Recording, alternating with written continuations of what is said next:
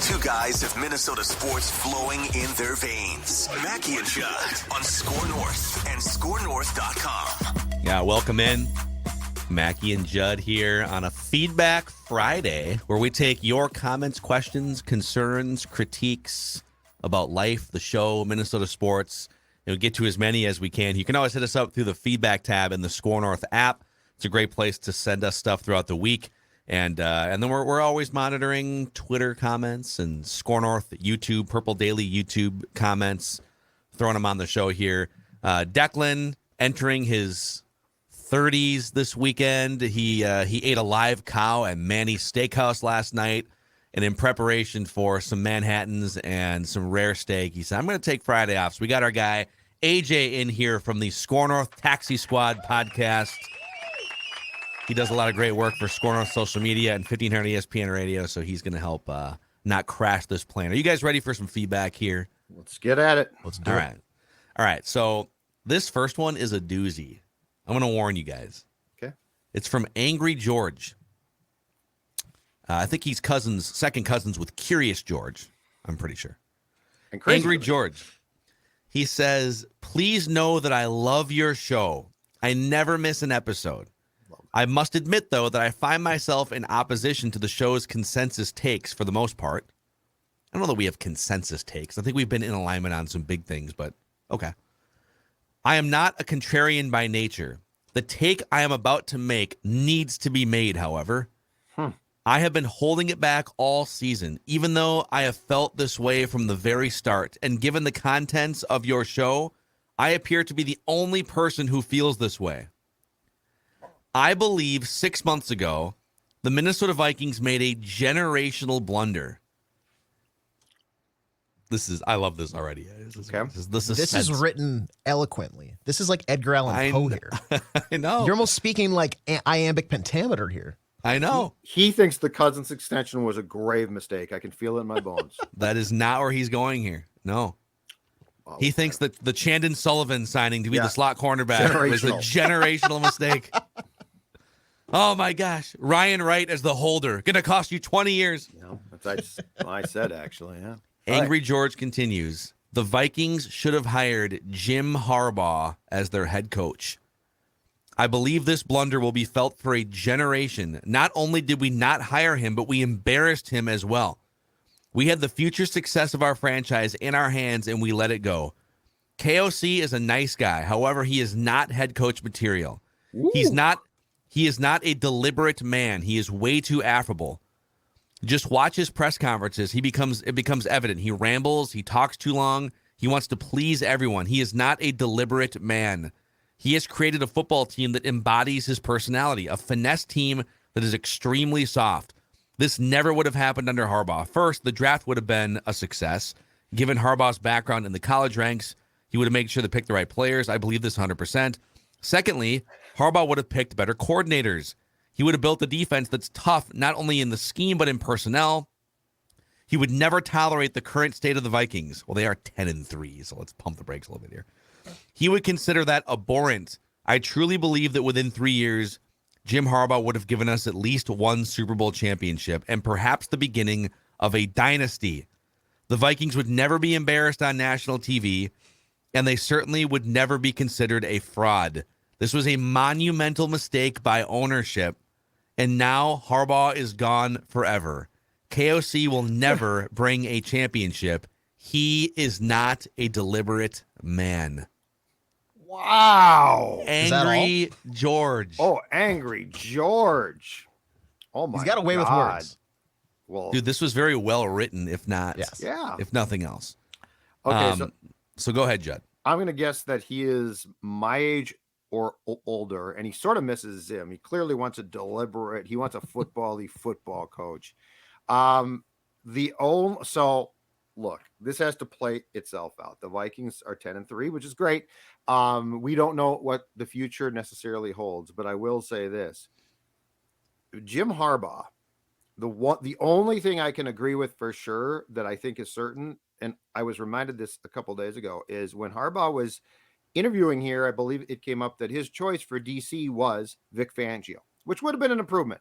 So that would have been nice. Other than that, though, I sense that Angry George doesn't like O'Connell's approach, but I will say from what I've seen from Kevin behind the scenes and heard, he is a far different guy than the guy at the podium. Okay.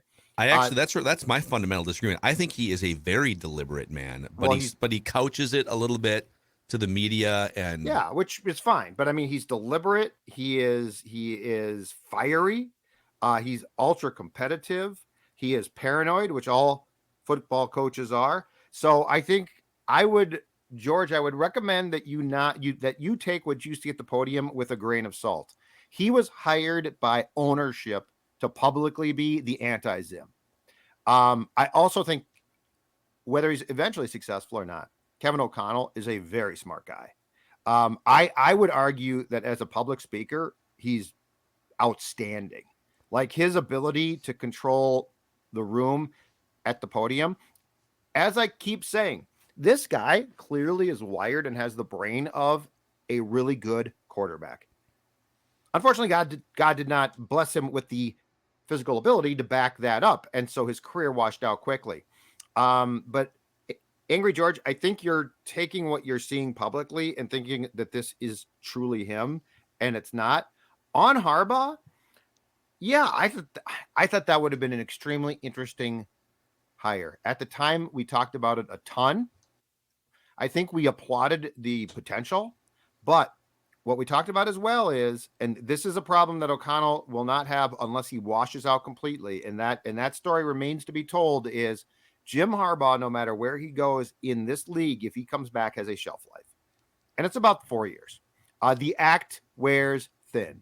Professional players are adults who are really well compensated, okay? They don't put up with the same thing that college kids do.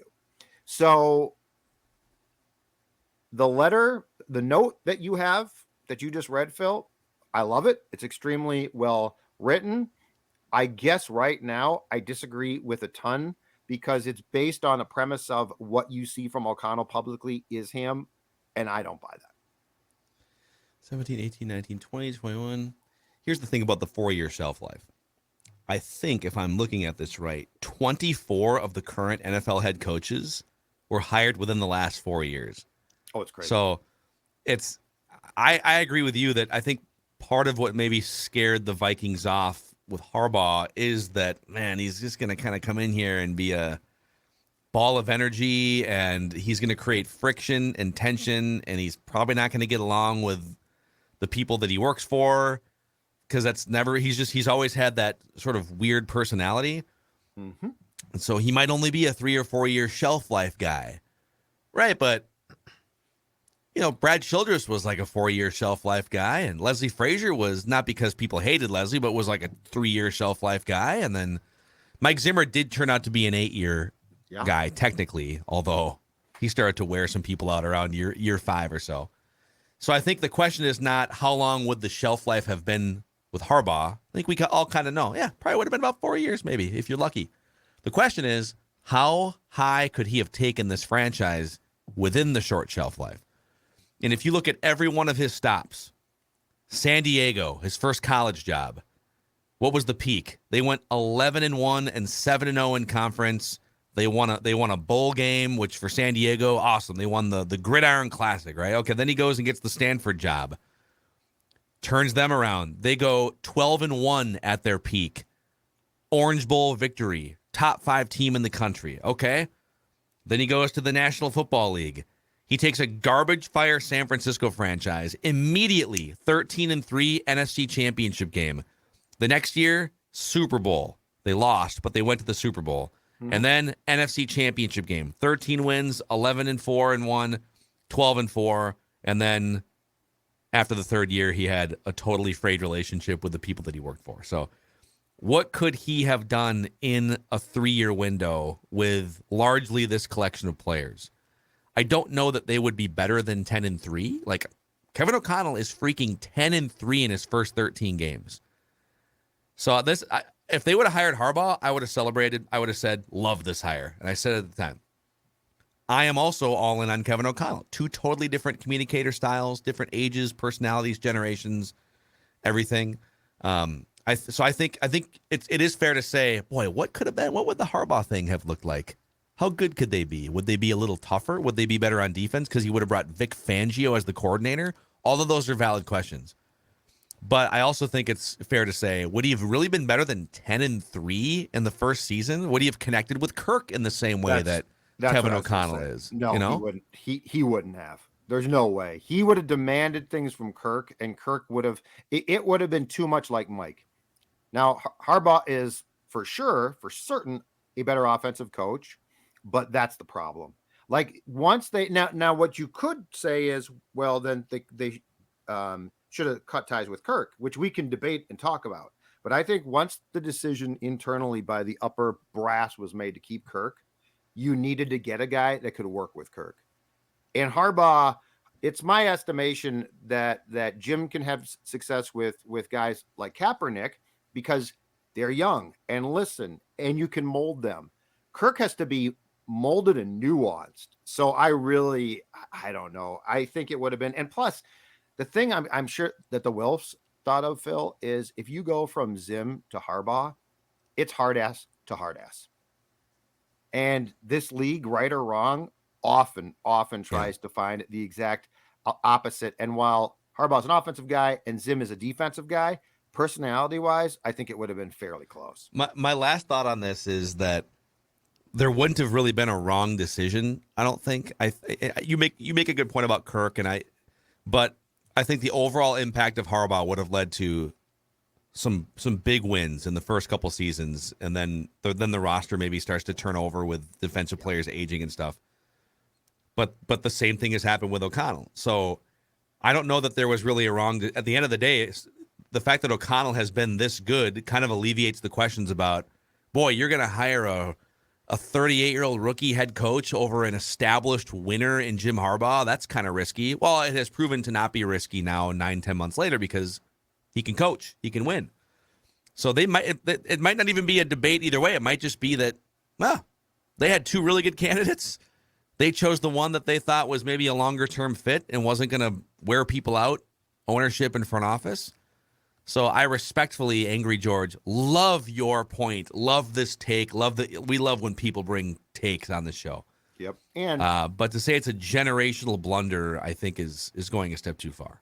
And 13 games in, we now have the first semi-crisis. That's pretty damn good. Mm-hmm. Like O'Connell's done a lot. Harbaugh might have been a great coach, but you know what? As far as what O'Connell's done, and he gets credit for what he's done as far as communication with the team and basically smoothing over what had become a very rocky situation. That's not Harbaugh's expertise. So I do think that O'Connell's done a lot of good things that I don't know that Jim could have done. Now, does that mean that this team couldn't have gone, nuts and won a ton? No, it doesn't. But this franchise, for lack of a better term, was in need of a culture change. And Harbaugh would not have changed the previous culture that much. Here's a question off this. Oh, my God, dude. I love Angry George. Thank you. Thank you, Angry George. Love that we're looking at Reckless speculation. So, Jim, last year with Michigan, they went to the college football playoff. They got smoked a little bit there, right, in the Orange Bowl. But it was the best season that Michigan has had in a decade plus. And he's one-upping it this year. They are 13-0 right now after the Big Ten championship win. They're once again playing in the college football playoff. He may or may not. I think they have a better chance to win it this year than last year, but so may or may not win the national championship. I think this might be it for him at Michigan. I don't know how much further how far can you really take this? Like, you've been to the mountaintop or close to it twice in a row. Are you going to go back a third year, a fourth year? He's been there now for 8 years. They kind of disrespected him a couple of years ago. They cut his salary. He was gung-ho gunning for this Vikings job and some other jobs last year around this time, right? Is there a chance? I'm not saying Vikings, obviously. That ship has sailed. But, like, we talk about Sean Payton. I think the Chargers are going to be open. We know the Broncos are probably going to be open. Keep going. I saw this. He may come back to the NFL. What other teams? Let's just say that the Vikings are going to play host to them on Saturday. The Colts. The Colts. Because Saturday ain't a coach. he and Irsay might be. Oh, it'd be so fun to watch. Who's the quarterback of the Jim Harbaugh Colts next year? It's not Matt Ryan. Some guy with thick skin. No, Matt Ryan's not back, but some guy with thick skin. That's for sure. But I mean, to go back to that Colts team, this Colts team is not supposed to be this bad. There was expectation there. So to your point about being the fixer, right? I think the expectation would be Jim would come into the Colts and it wouldn't be got to go back to the drawing board. It would be how do we take what we expected to do in 2022 and do it in 2023? Yeah. Yeah, he would need to find, because they don't really have a quarterback, right? They have Matt Ryan and just some other slappies. So he'd have to find somebody like a transitional quarterback. They'd probably draft somebody, but they do have their draft pick, right? They have not traded their first round draft pick. I can't keep track anymore. I don't remember. Everyone's given up their first round pick who sucks. He will go back to the NFL at some point. He wants to go back to the NFL. So fascinating. If you guys are kind of new to Mackey and Judd, SKOR North, Purple Daily, Alex Boone came on last February or January. He's in January. And Alex played for Jim went to a Super Bowl with Jim, and they text each other and stuff. And he did like an hour with us one day explaining why Jim Harbaugh would be an amazing hire for the Vikings. So if you're curious on this, to go back and kind of listen to what were we saying before they hired Kevin O'Connell, there's a great episode on Purple Daily. Just search it on YouTube. Anyhow, I need a smoke after that. Reckless speculation. Right there. Judd, tell us about your friends at Finch Home Solutions here for a moment. How can they help us around the house? Because the DIY thing is great, unless you have electrical problems, right? Because you can fix it. A door's broken, something's broken, you can fix that. But let's say that you've got flickering lights or the Christmas lights don't work. You can't fix that unless you're really good. But how about this? It takes only one call to Finch Home Solutions to get any electrical issues in your home fixed. And don't wait until something goes wrong. That's too late. Get it fixed now. Finch offering, by the way, a free home safety inspection to all of our listeners here at SKOR North. Be sure to tell them that you heard about Finch on SKOR North, because there are special deals. So if you have a problem around your house of the electrical nature, Finch wants to fix it for you. How? Just go to finchhomesolutions.com, or you can call 612-357-2604, 612-357-2604. finchhomesolutions.com has the answers for any electrical problems that you might have. Also, a shout out to our friends at St. Thomas. All right. In fact, AJ is the executive producer, all caps lock, for St. Thomas football during the football season. If you're looking for a little fun gathering at, a Division I sporting event, come see some great Division I hoops action for just $15 as St. Thomas takes on North Dakota on Monday night and NDSU on Wednesday night. Also, St. Thomas hockey this weekend battling Ferris State Friday and Saturday night. TommySports.com to get your tickets. TommySports.com. You can find all of these games, men's basketball and hockey and football in football season, on 1500 ESPN. We continue with the feedback here. Let me scroll back up here. Let's go to Corey Larson here. He says, what position player should the Vikings draft in the first round in 2023? I love the look back, the look ahead. This is great. A few weeks ago, I wanted a wide receiver, but since Thielen's contract is pretty much locked in for next year, I've been rethinking that pick. I think we should draft a defensive player with our first 3 picks. Our offensive line is playing, he says, great this year. It's not great, but it's better when they're healthy. And now we have Hawkinson to go with JJ. I think our offense is fine for next year. They only have, correct me if I'm wrong, 4 total draft picks next year as of right now. Are they? But 4? They do have a first rounder. Yes. So, okay. So my fear is off of the limited amount of draft picks that they have going into the draft that they're going to, again, trade back to try and accumulate picks. I would really like to see them use their first round pick where it's going to fall, because I do think that they are definitely in need of help. And I would tend to agree. So I don't think the wide receiver class this year is that great. If you're just asking me in general, I would agree with what that said, which is I would go defense. I think you have a lot of needs. I mean, at cornerback, with the draft picks from 2022, you still need help there and depth there. Eventually here, I don't know how long, for instance, Shannon Sullivan is going to be on this team. He could be gone by 2023. So I would be inclined to draft what I would consider to be skill spots defensively. I actually started last week just for fun. Poured my glass of Pinot Noir and started to look at some 2023 draft materials just to get out in front. Because, Purple Daily never stops, man. We got to, once the season's over, which might happen in like a month from now, hopefully they go far, but we got to be right on the draft stuff. Why got to be like that? Well, we just got to plan. Even going into February. Don't know what you're talking about. I think they have 5 immediate needs and then a 6th need that's more of a important long-term need. They need a big play wide receiver, someone that can be Justin Jefferson's tag team partner, ideally someone that can go down the field and just catch 40-yard passes if needed, right? Agreed. I think they need some interior defensive line help and depth, someone that can they have good, like Harrison Phillips and Dalvin Tomlinson are good players, but those guys aren't like disruptors really. Dalvin Tomlinson can get after the quarterback a little bit, but they need someone that can be more than just a body and a run stopper. They need someone that can actually knife through. And Tonga's been good. He's been really good. He's graded out super well. He's been good, but just to get someone in the mix there. Yeah. Edge rusher. We don't know what's going to happen with Daniil and his contract and Zadarius Smith. Who knows?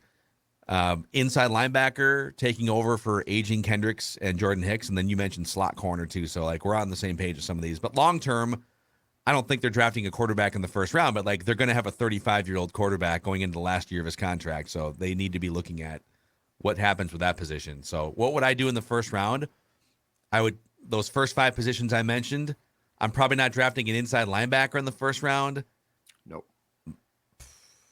Probably not drafting a slot cornerback in the first round, but edge. If you can get an edge or a defensive tackle or a big play wide receiver, those are the things I would probably look at the most. Mm-hmm. All right, Feedback Friday here.